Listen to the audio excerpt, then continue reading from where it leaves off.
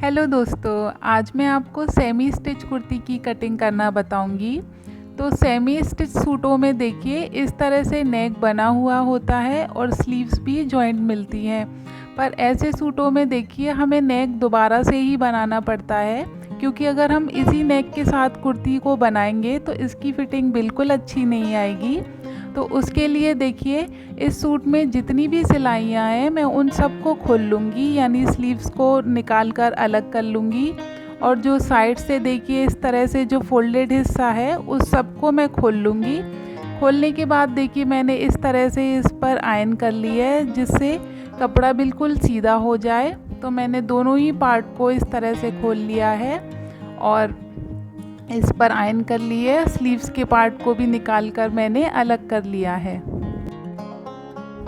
तो इस तरह देखिए मैंने सारे ही पीस को निकाल कर अलग कर लिया है और इस पे अच्छे से आयरन कर ली है। अब इसके बाद देखिए हम कटिंग करेंगे अस्तर पर। तो इसके लिए मैंने देखिए 2.5 मीटर अस्तर का फैब्रिक ले लिया है। तो उसके लिए देखिए हम अस्तर को पहले इस तरह से 2 फोल्ड में फोल्ड कर लेंगे। तो इस तरह से देखिए मैंने ये कपड़े को 2 फोल्ड में फोल्ड कर लिया है। अब पहले मैं देखिए इसकी लंबाई ले लूँगी। तो जितनी भी आपकी कुर्ती की लेंथ है उससे 4 से 5 इंच कम करके ही अस्तर की लेंथ लें, क्योंकि अस्तर का कपड़ा कुर्ती की लेंथ से कम ही रखा जाता है। तो मैं यहाँ अस्तर की मार्किंग कर लूँगी 38 इंच पर। तो इस तरह से देखिए 38 इंच पर मैं इसको फोल्ड कर लूँगी, यानी अस्तर को मैं यहाँ 2 फोल्ड में और फोल्ड कर लूँगी। तो इस तरह से ये कपड़ा हमारा 4 फोल्ड में फोल्ड हो जाएगा। देखिए इस तरह से 2-2 पीस में। तो यहाँ मैंने खुला हुआ हिस्सा रखा है और अपनी तरफ मैंने इस तरह से बंद हिस्सा रखा है। तो अब हम कुर्ती के लिए मार्किंग करेंगे। उससे पहले देखिए मैंने यहाँ आयरन कर ली है, जिससे जो भी सलवट हो वो इस प्रेस के थ्रू मिट जाए। तो अब देखिए लंबाई में मैंने इस तरह इंची टेप को रख लिया है। तो सबसे पहले देखिए मैं यहाँ आर्म होल के लिए मार्किंग करूँगी। तो 6.5 इंच पर मैं इस तरह से निशान लगा लूँगी आर्म होल के लिए। और अब उसके बाद हम निशान लगाएंगे वेस्ट के लिए। तो वेस्ट के लिए मैं यहाँ 15 इंच पर निशान लगा लूँगी। और उसके बाद जो भी आप हिप ओपनिंग रखना चाहते हैं, तो मैंने 22 इंच पर यहाँ चाक के लिए निशान लगा लिया है। अब इन तीनों ही निशानों को मैं स्केल से सीधा कर लूँगी, देखिए इस तरह से। तो ये निशान लग जाने के बाद अब मैं निशान लगाऊंगी शोल्डर के लिए। तो मैं यहाँ बोट नेक बनाऊंगी। तो जो भी आप रेगुलर शोल्डर रखते हैं उसमें 1 इंच प्लस करके रखिए। तो मैंने यहाँ शोल्डर लिए हैं 7 इंच पर। और नीचे की साइड भी देखिए मैं 7 इंच पर यहाँ निशान लगा लूँगी इस तरह से। और अब इन दोनों निशानों को सीधा कर लूँगी। तो ये हमारा देखिए आर्म होल के लिए निशान हो जाएगा, देखिए इस तरह से। अब जो चेस्ट लाइन है हम यहाँ उस पर चेस्ट की मार्किंग कर लेंगे। तो जितना भी आपका चेस्ट राउंड है उसका 1/4 ले लीजिए। तो मेरे मेज़रमेंट में यहाँ 1/4 आ रहा है 10 इंच पर। और वेस्ट का भी देखिए इसी तरह से 1/4 ले लीजिए। तो मैं यहाँ 9 इंच पर निशान लगा लूँगी। इसी तरह से हिप का निशान लगा लीजिए। तो मैं यहाँ 10.5 इंच पर हिप का निशान लगा ले रही हूँ।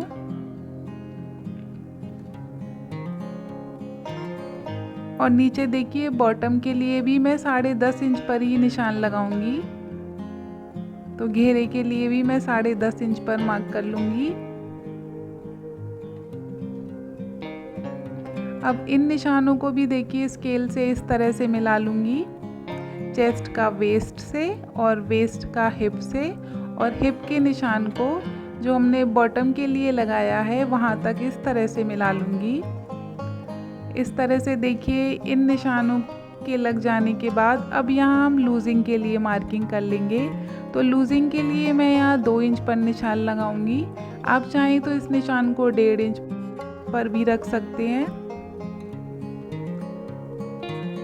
अब इन निशानों को भी देखिए इसी तरह से मैं सीधा कर लूँगी। तो देखिए कुर्ती की इस तरह से बेस मार्किंग हो जाने के बाद अब यहाँ हम आर्म होल के लिए निशान लगाएंगे। तो आर्म होल के लिए देखिए इस तरह से मैं इंची टेप को रखते हुए इसका मिडिल पॉइंट ले लूँगी। तो बीच से इंची टेप को फोल्ड करते हुए बिल्कुल बीचों बीच में मैं यहाँ एक मार्किंग कर लूँगी और दोनों साइड हाफ हाफ इंच पर मार्क कर लूँगी। और इस तरह से देखिए ऊपर की तरफ इंची टेप को तिरछा रखते हुए दोनों साइड में इस तरह से निशान लगा लूँगी।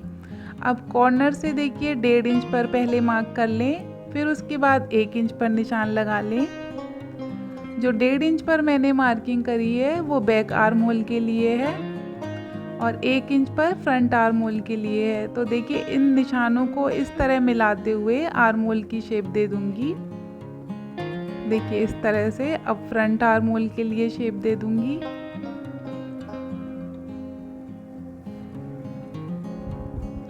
तो इस तरह देखिए आर्म होल की मार्किंग हो चुकी है।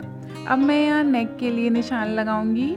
तो बोट नेक के लिए मैं यहाँ नेक विड्थ रख रही हूँ 3.5 इंच पर। तो 3.5 इंच पर देखिए मैंने इस तरह से नेक विड्थ ली है और नेक लेंथ ले रही हूँ मैं यहाँ 4 इंच पर। आप चाहें तो 4.5 इंच पर भी रख सकते हैं।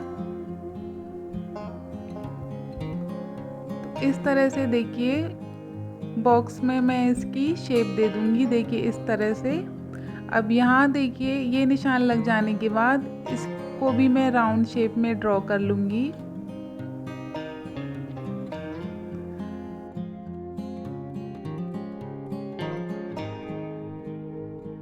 अब यहाँ मैं शोल्डर के लिए हाफ इंच पर इस तरह से डाउन कर दूंगी।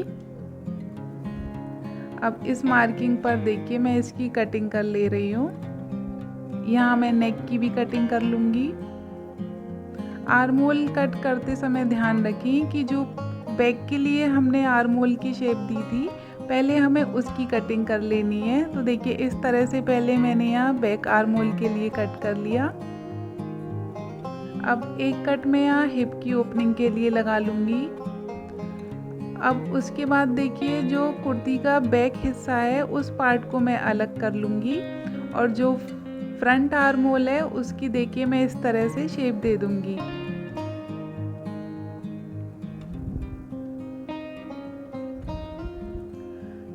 तो देखिए इस तरह से कुर्ती की मार्किंग हो चुकी है। अब मैं इसकी कटिंग मेन फैब्रिक पे करूँगी। तो उसके लिए देखिए जो बीच में इस तरह से पट्टी दे रखी है मैं इसको मिडिल से बिल्कुल फोल्ड करूँगी। तो उसके लिए देखिए इस तरह फोल्ड करते हुए मैं यहाँ पिन लगा लूँगी जिससे कि ये फैब्रिक यहीं की यहीं बना रहे। तो देखिए दोनों तरफ मैं इस तरह से यहाँ पिन लगा लूँगी जिससे ये बीच से ही फोल्ड रहे। तो देखिए मेन फैब्रिक के दोनों ही पार्ट को मैंने इसी तरह से फोल्ड करते हुए अच्छे से बिछा लिया है। देखिए इस तरह से। बस ध्यान रखें कि कोई सलवट ना होनी चाहिए।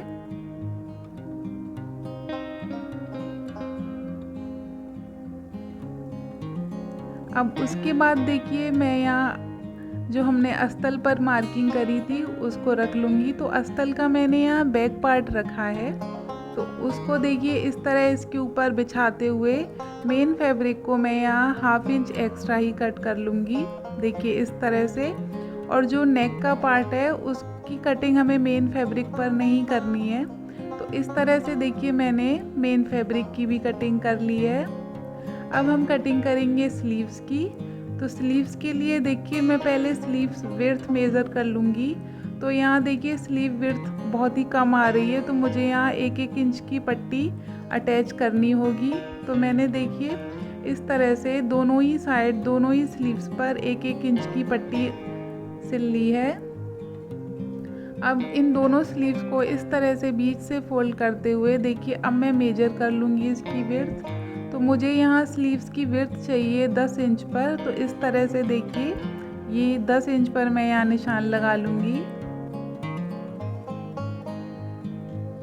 अब देखिए ऊपर से इंची टेप को रखते हुए मैं यहाँ 3 इंच पर निशान लगा लूँगी और इस निशान को भी स्केल से सीधा कर लूँगी।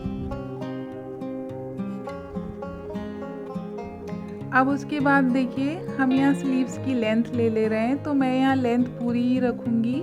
यानी तैयार स्लीव्स मेरी हो जाएंगी 18 इंच पर और 1 इंच यहाँ नीचे फोल्डिंग के लिए हो जाएगा। तो ये मार्किंग करने के बाद देखिए इसको भी स्केल से सीधा कर लूँगी।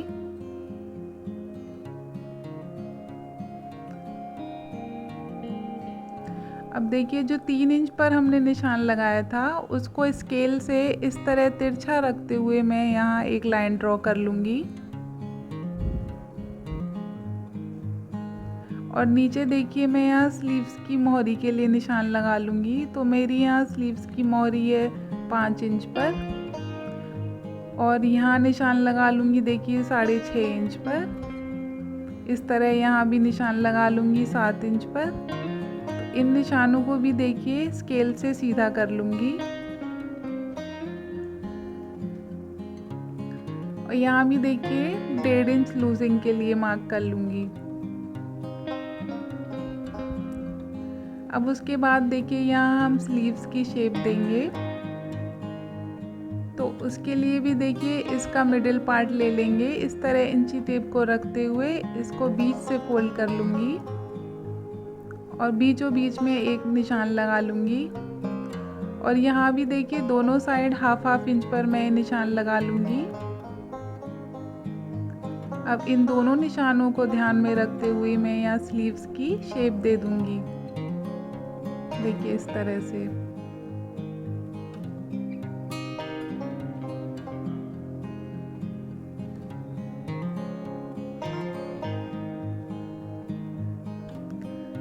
अब इसी तरह देखिए मैं यहाँ स्लीव्स की कटिंग कर लूँगी।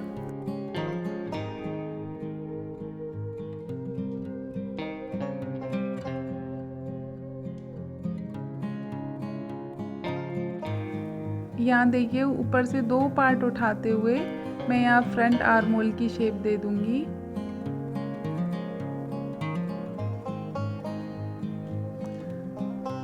तो देखिए एक कट यहाँ मैं बीच में लगा लूँगी।